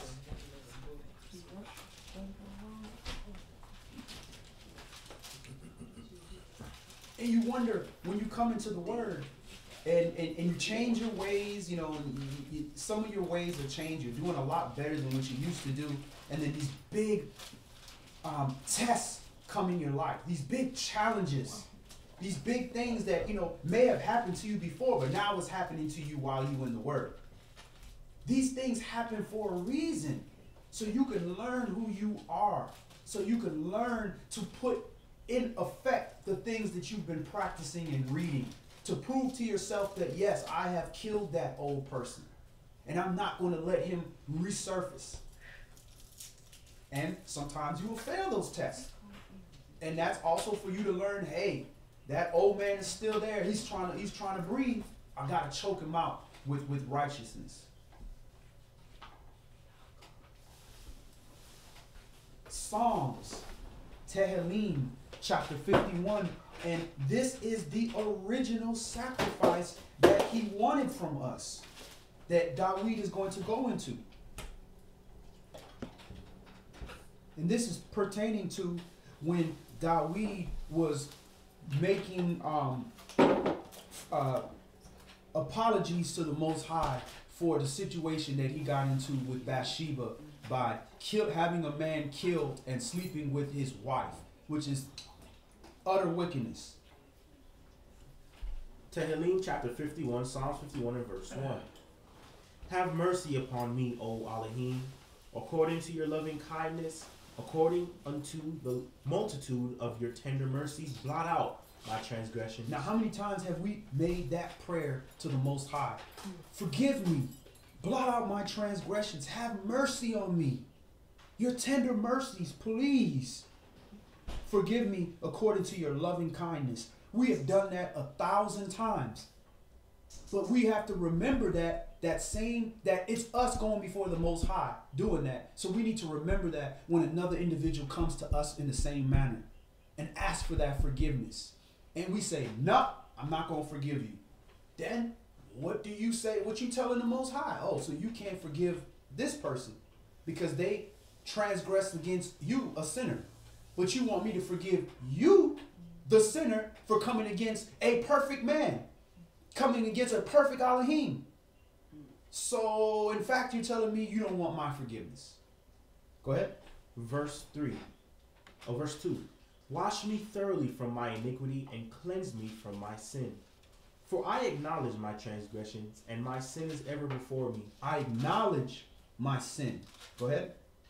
Against you only have I sinned, and done this evil in your sight, that you might be justified when you speak and be clear when you judge. Against you only. Who's your covenant with? Who is your covenant with? So yeah. With Yah. And it involves other pieces of the puzzle. The puzzle involves other brothers and sisters and other nations and all that. That's all inside of the covenant, but your covenant is with Yah. So we doing this against Yah. Why? Because if you do something to my children, you doing that to me. I'm coming to see about you. Because you did that to my children. So it's the same thing with the Most High. Whether you his children or not, if you do something, you doing it to him. Go ahead. Verse 5. Behold, I was shapen in iniquity, and in sin did my mother conceive me. Behold, you desire truth in the inward parts, and in the hidden part you shall make me to know wisdom.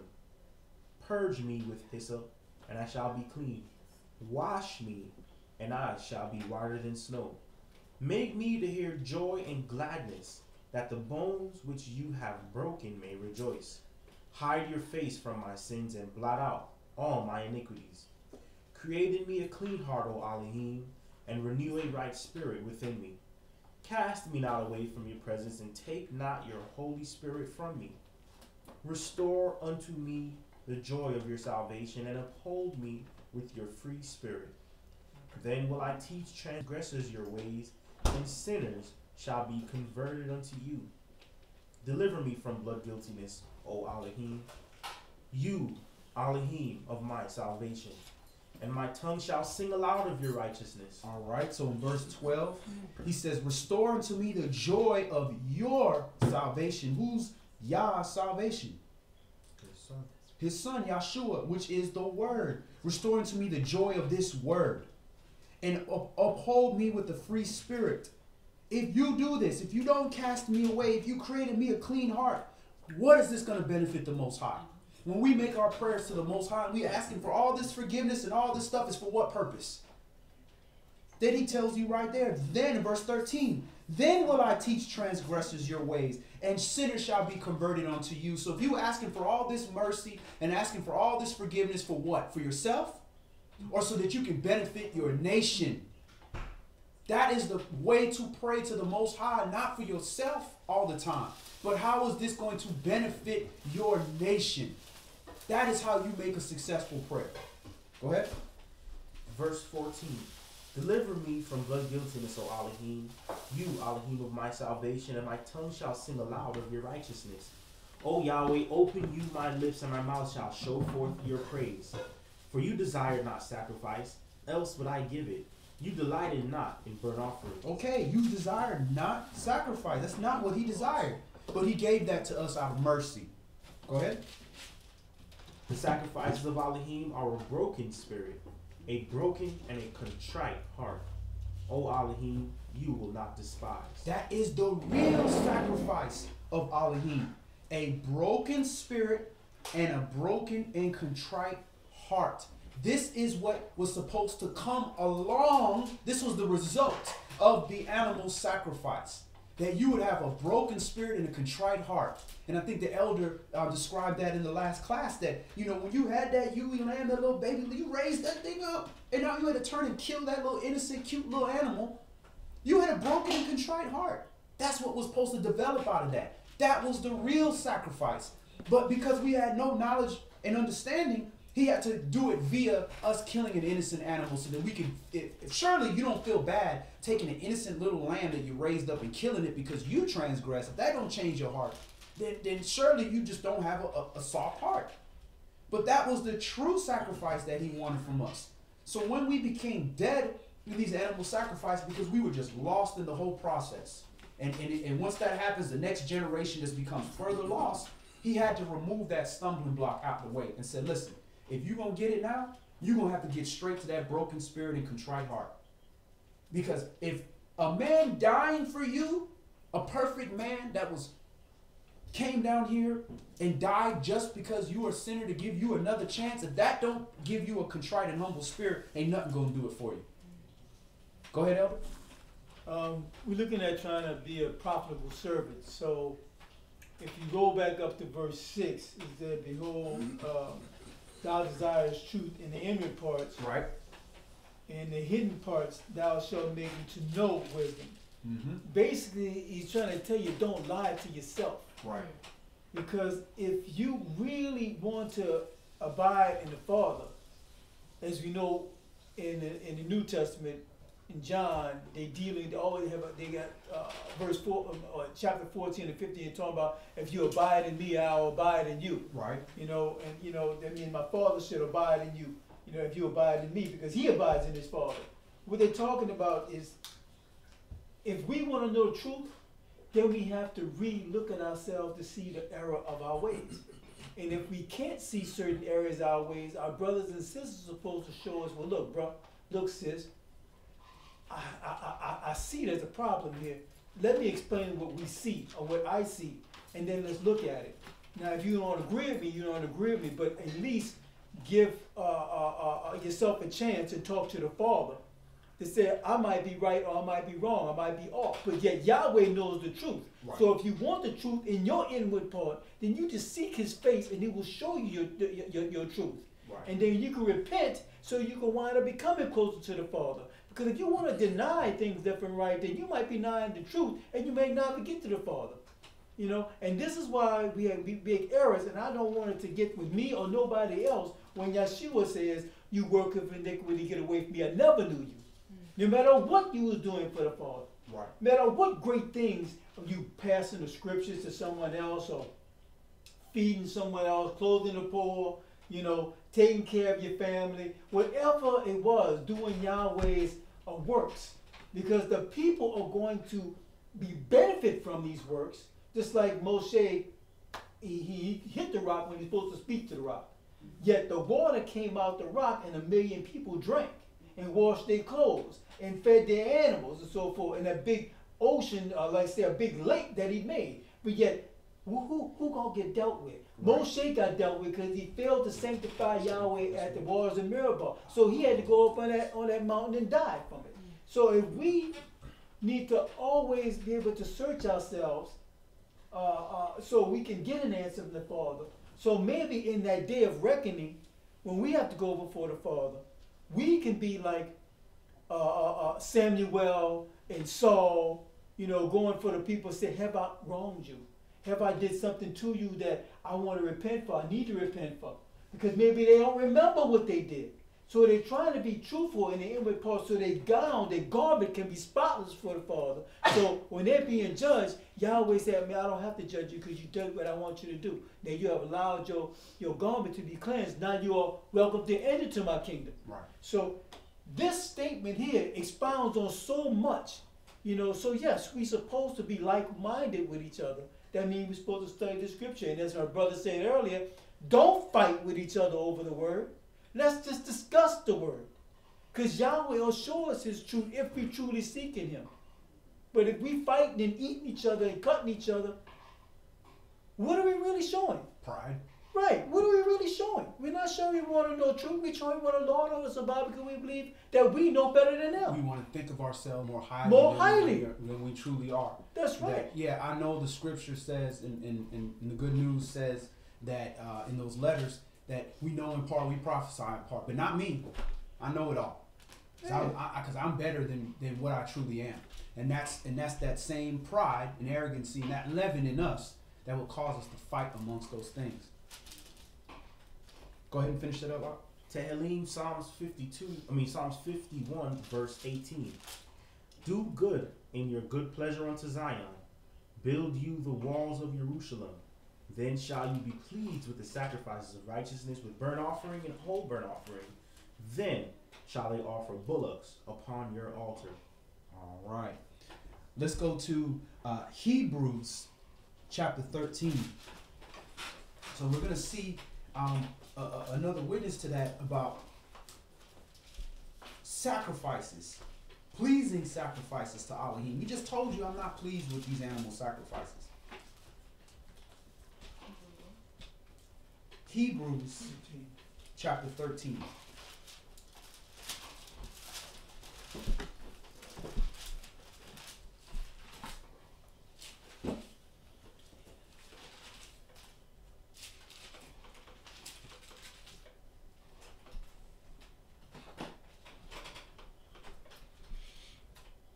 And for those listening on the phone, we are going to upload the stream onto YouTube, and then we'll post it on Facebook so that people can get the rest of the class. For whatever reason, the Facebook had an issue as well, and that's why we have so many different ways to get on so that we can make sure that no matter what, we get this class out, because this is an important class. We're getting ready to go into appearances, and we want to make sure that we've done the best we can to appear before Yah, to represent our families.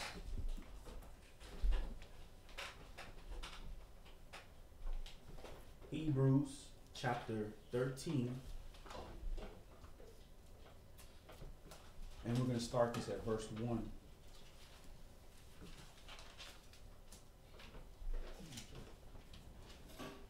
Let brotherly love continue.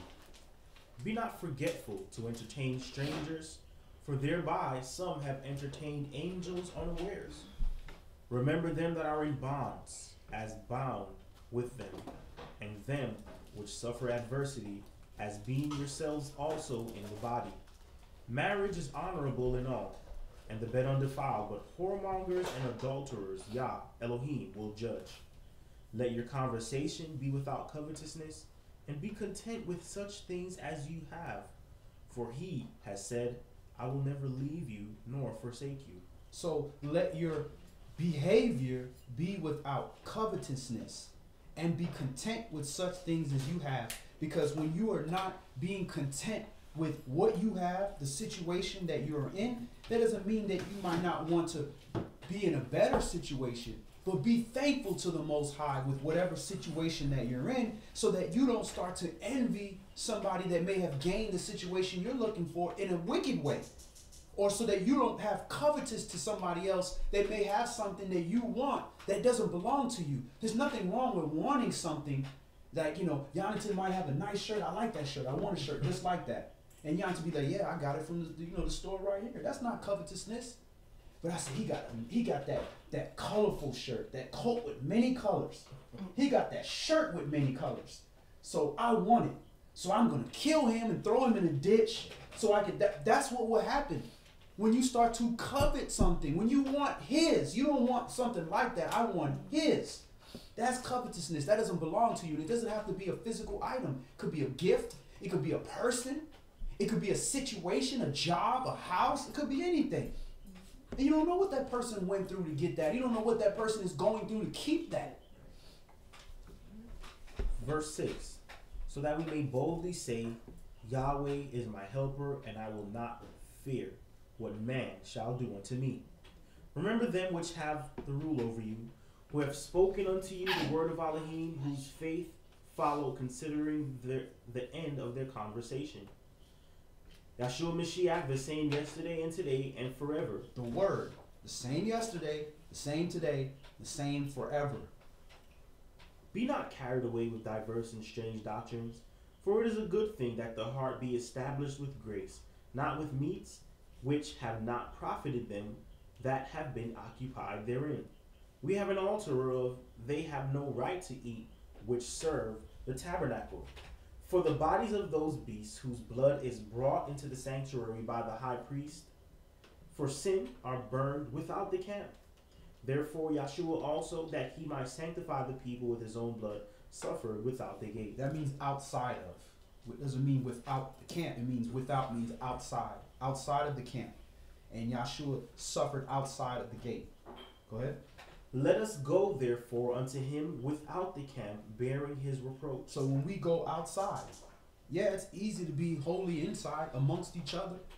But when you go outside into the world, bear that reproach that you receive for trying to do what Yahshua did, trying to keep these commandments. They're going to reproach you. They're going to hate you because you're exposing the sin that's in them by you just doing what you're supposed to do. Go ahead. Verse 14. For here we have no continuing city, but we seek one to come. By him therefore let us offer the sacrifice of praise to Alahym continually, that is, the fruit of our lips, giving thanks to his name. But to do good and to communicate forget not, for with such sacrifices Alahym is well pleased. All right, so these are sacrifices. To do good and to communicate forget not. So to do good and to share the word of this information, to pass the good news, to teach brothers, to rebuke brothers according to the commandments, to speak righteousness, to talk about the holy days, to talk about our history, to tell people who they are. These are sacrifices unto Alahym that he is well pleased with. Go ahead. Verse 17.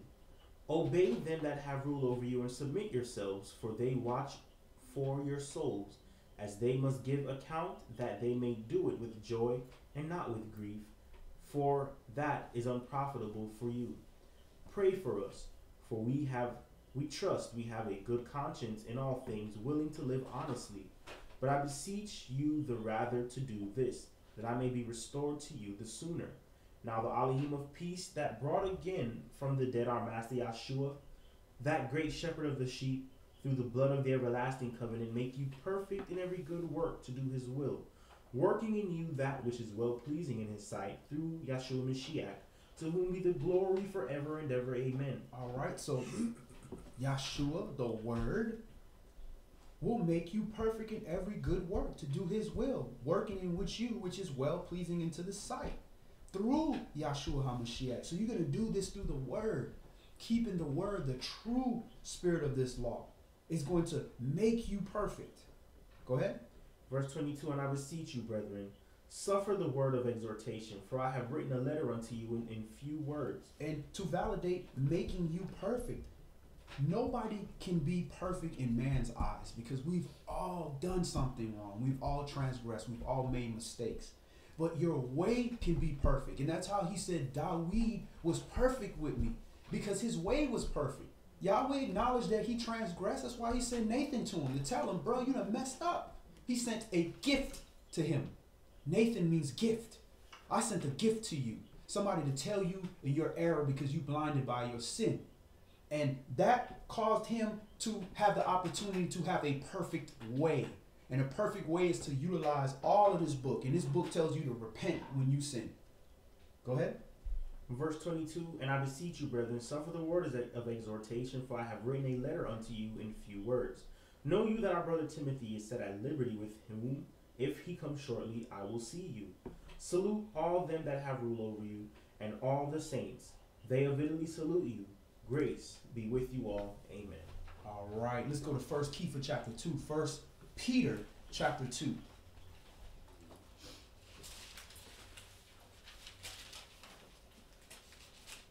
Now this is getting into the offering of ourself. The offering of ourself isn't only when we appear before the Most High. This body is our temple. And we offer that to the Most High. The same thing that he gave us. It's the same principle as giving our first fruits unto the Most High. Who gave us those first fruits? Where did we even get this land to plant on? We were in Jerusalem. Yahweh gave it to us. So we just giving back to him what he gave to us. So it's the same thing with this temple. We didn't create this temple. We didn't go, get on Adobe Photoshop and create this temple. He came and created that and gave it to us. So it's our right to give the best of what we have back to him. And that's what we are to do with our body being a temple, a spiritual temple, to offer sacrifices to Alahym. 1 Peter chapter 2 and verse 1.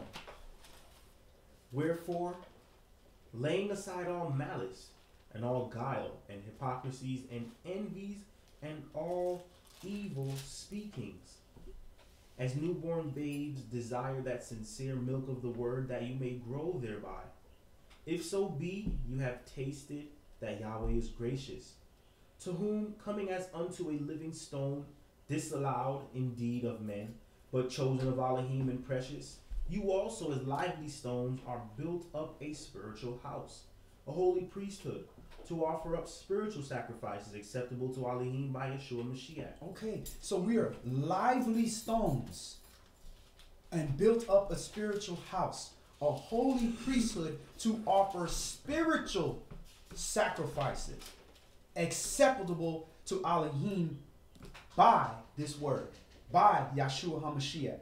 So we are the lively stones of this new house of Yahweh. So when you think New Jerusalem, while we're all thinking that this some kind of brand new building, remember what he's telling you here. We the lively stones of that building. So New Jerusalem is us, the people. We are the lively stones, with Yeshua being the cornerstone.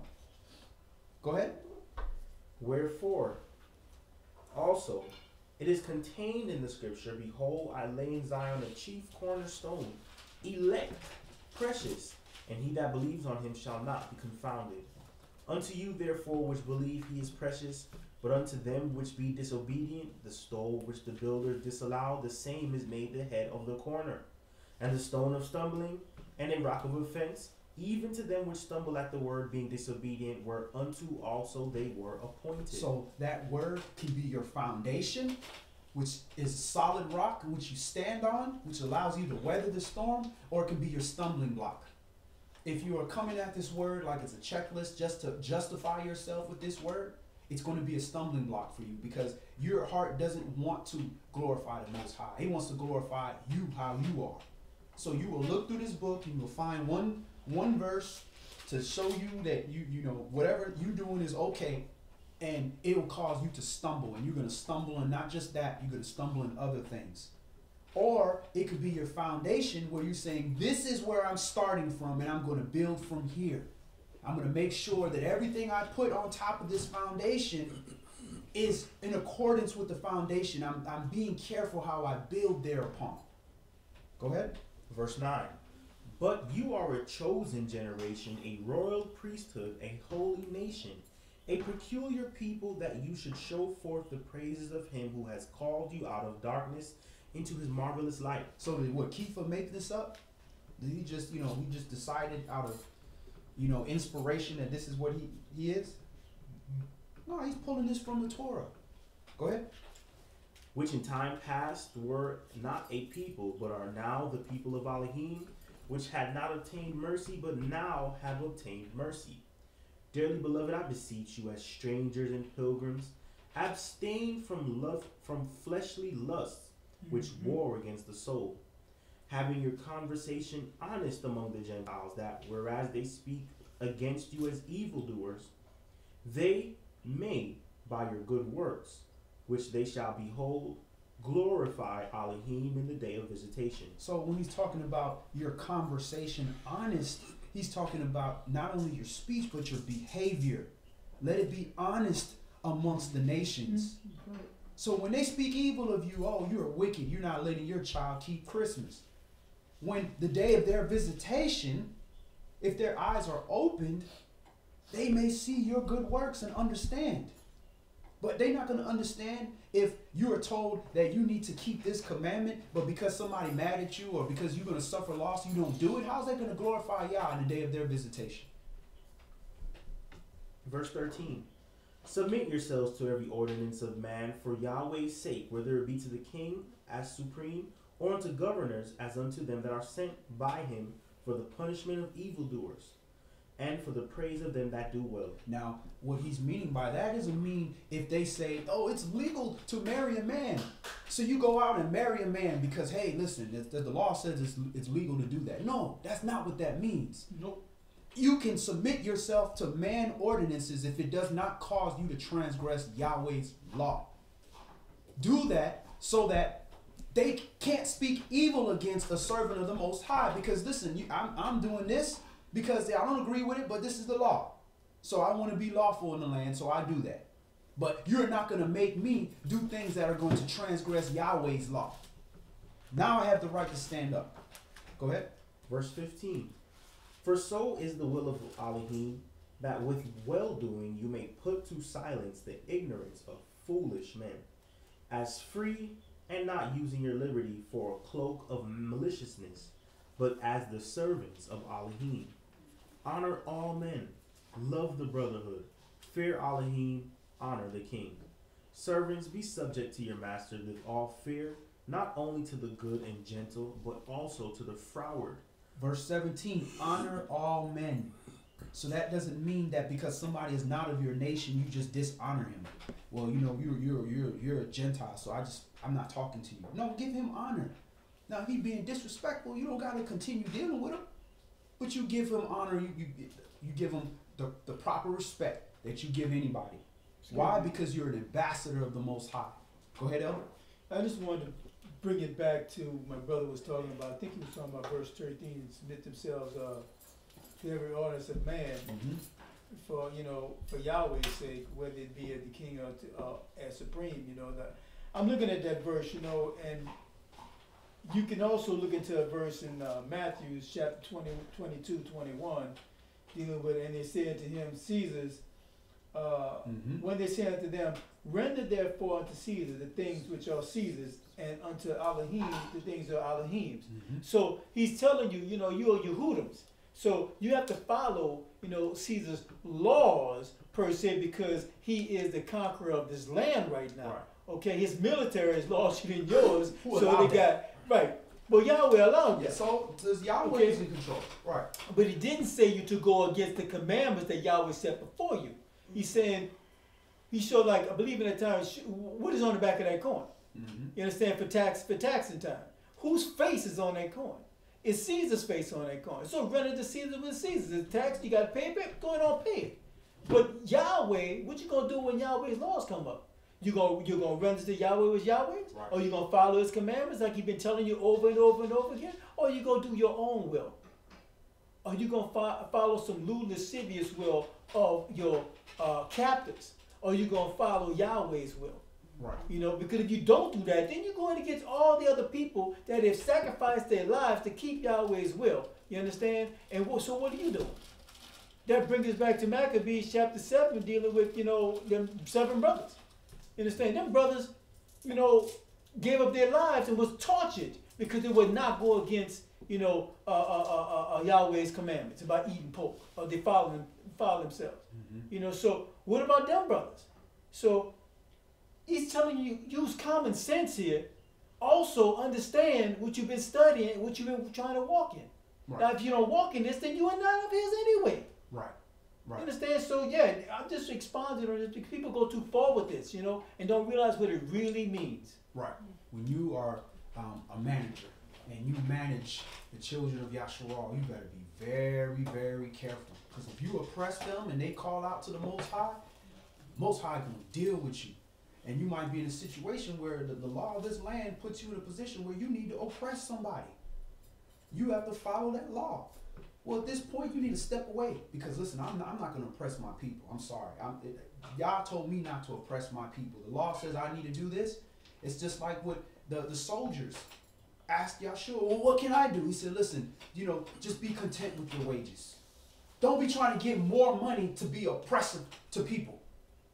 Don't do more. Don't exact, he said to the tax collectors, don't exact more than what you're supposed to do. Keep the law. Don't add wickedness on top of wickedness. You know? So you ask, well, he told the soldiers, well, why he told them be content? I would look at soldiers just like the police. How are you going to tell them to be content? Oh, well, don't be content with your wages. And that's righteousness. First of all, you doing this job, because that's the excuse everybody uses. I'm doing it because I got to have a job. It's true. You got to have a job.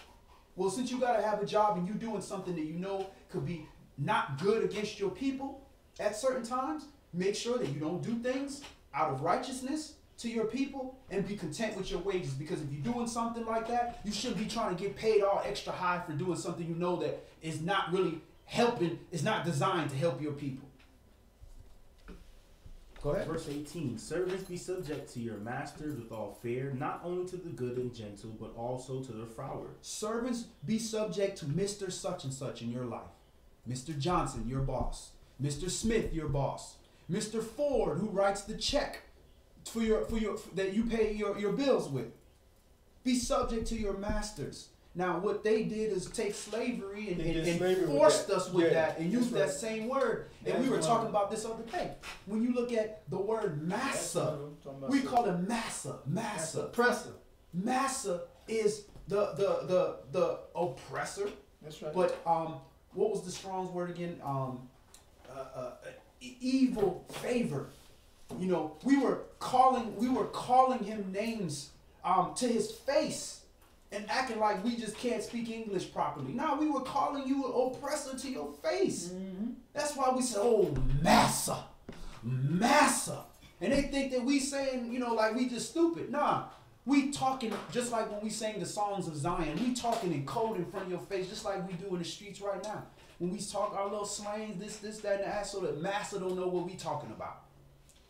So this is what they were doing to their face. Go ahead. Verse 19, for this is thankworthy if a man for conscience toward Alahym endure grief, suffering wrongfully. For what glory is it, if when you be buffeted for your faults, you shall take it patiently? But if when you do well, you suffer for it, you take it patiently. This is acceptable with Alahym.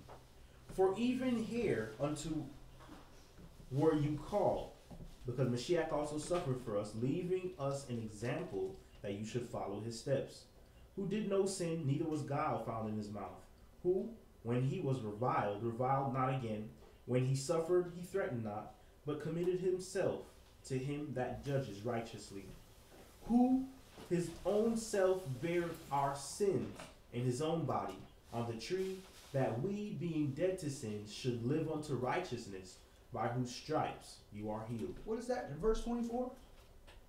On a tree. Oh, his body was on a tree. I thought he was on straws, on the cross. Yeah, well, they try to use that as a tree, wood, cross. He was on a tree. Hang on a tree is cursed. Man, He was on a tree. That's right. And folks will say, well, how is he a sacrifice if he never sinned? You don't sacrifice the innocent if they didn't sin. Well, it's the same concept with what did that lamb do? That lamb didn't do nothing. They didn't do nothing. But sometimes you're going to have to, he's showing you the example of perfection. Sometimes you're going to have to offer yourself when you didn't do anything wrong. You're going to have to suffer for somebody else's transgression. That is the ultimate perfection. We at the level where we suffering for what we did. But ultimate perfection is when you get to the point where you can be an offering and a sacrifice when you didn't do nothing wrong. A non-selfishness. Go ahead. Verse 25, for you were as sheep going astray, but are now returned unto the shepherd and bishop of your souls. All right. So let's go to the conclusion. Let's go to Yohanan, John, chapter 15. Remember, he was sinless, but yet he went into the bed of sinners. He went into the grave with the corrupt, even though he didn't transgress. And he did that for us.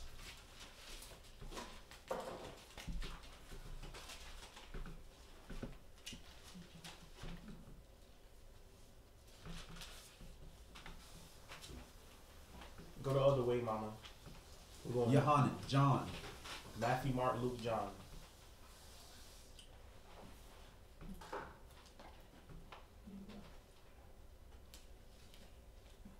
Hallelujah. Yohanan, John, chapter 15 and verse 1. I am the true vine, and my Father is the husbandman. Every branch in me that bears not fruit, he takes away, and every branch that bears fruit, he purges it, that it may bring forth more fruit. Now you are clean through the word which I have spoken unto you. All right. So this word can make you clean. The word. Go ahead. Abide in me, and I in you. As the branch cannot bear fruit of itself, except it abide in the vine, no more can you except you abide in me. I am the vine, you are the branches. He that abides in me, and I in him, the same brings forth much fruit. For without me, you can do nothing. If a man abide not in me, he is cast forth as a branch, and is withered, and men gather them and cast them into the fire, and they are burned. If you abide in me, and my words abide in you, you shall ask what you will, and it shall be done unto you. Herein is my Father glorified, that you bear much fruit, so shall you be my disciples. As the Father has loved me, so have I loved you. Continue you in my love. If you keep my commandments, you shall abide in my love, even as I have kept my Father's commandments and abide in his love. So he's telling you how to abide in him, so that you can now be clean through this word, and so that you can now bear fruit. And bearing fruit is how you glorify the Most High. You have to abide in him, which is to keep these commandments. Go ahead. These things have I spoken unto you, that my joy might remain in you, and that your joy might be filled. Verse 12. This is my commandment, that you love one another as I have loved you. Greater love has no man than this, that a man lay down his life for his friends. So greater love has no man than this. There's nothing greater than you can do than to lay down your life for your family, for your people, for your friends, your nation. Go ahead, Elder. That's the part we was trying to get to earlier. So I'm glad we came back to that, because a lot of people, and when I was learning this, into this, 30 years ago, 20-something years ago, we thought that dying, literally dying, to save somebody's life was the highest reward, okay?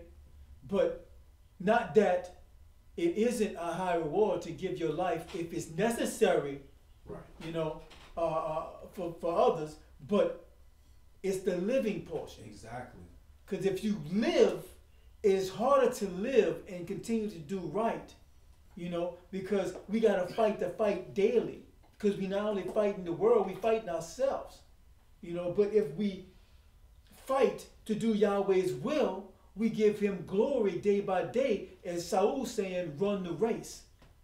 You know, it's not to the swift, you know, but it's the ones that endure, continue to fight daily. How you say, how the wiles of the serpent, when he comes at you, how you can continue to fight. And it ain't easy, because we fail these tests so much. But because Yahweh allows us to keep living, he gives us a chance every day, so we can learn how to, how you say, surpass the things we did the day before. So we can give Yahweh glory.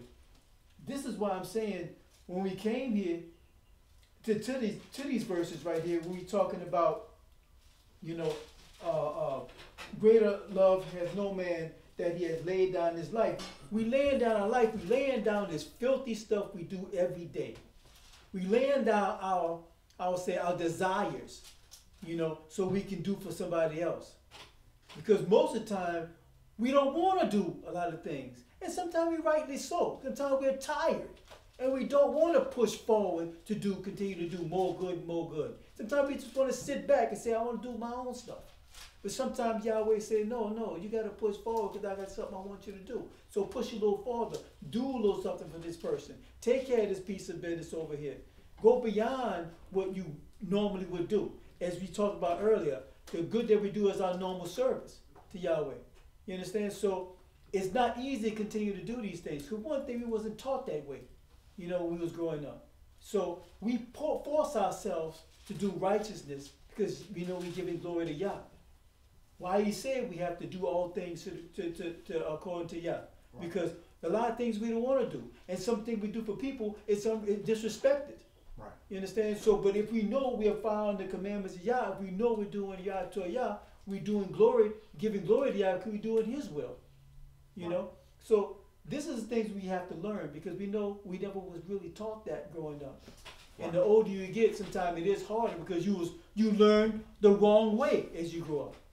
But if we teach our younger folk, they easily may be able to adopt that into their lifestyle quicker than an older person would. You know, so that's why I'm glad we came back to bring to John to expound on that point. Right. It goes hand in hand, like the elder's saying, presenting yourself a living sacrifice. Does he want you to sit here and die for your friends? And what they gained out of that? You just died for them. But when you live for them, which means, listen, I know we friends, and I know I love you, but you want to do this wickedness, I can't go there. I can't go that route. I'm sorry. And they might be upset with you, this, that, and the other, but hey, listen, I'm trying to lay down my life for you. I'm willing to risk our friendship to show you that this is not cool. Yohanan chapter 15 and verse 14. You are my friends if you do whatsoever I command you. All right, so we'll stop right there. You are my friend. So if you are a friend of Yahshua, if you are a family with Yahshua, you do what he commands you to do. And he's commanding you to do as he did. And what he did, he kept his commandments and obeyed the Father all the way until the end. So this is what we need to consider. We are having our Feast of Unleavened Bread, where we physically take the Passover. We don't do animal sacrifices or anything like that. Those things are done away with, but we present ourselves before the Most High. And we want to make sure, again, from Sunday night on, you are in the sanctification process where you're keeping yourself clean, so you are clean going into the third day, so that all males may appear for their family. You know, somebody asked, well, where are the women? When we do appearances, the women are there. Yeah. The women are there, the children, everybody is there, but it's the males that go before the Most High and present themselves for their families. And we bring the boy children with us as well, so that they can practice and understand that concept of one day when they grow up and be a head or a covering, they can present themselves before the Most High. But the women were always there. The families were always there. It's just the men represented. So it's not like they told women go home and all the men came and showed up like some, chauvinistic, type of stuff. No. It's, everybody has a different part and a different job to do, and this is what the man's job was to do, the same job he had in the beginning. So that's all we're going to do today. Let's govern ourselves accordingly. Any last questions or comments before we close in prayer? All right. All brothers remove their head coverings, and all sisters pray with their heads covered.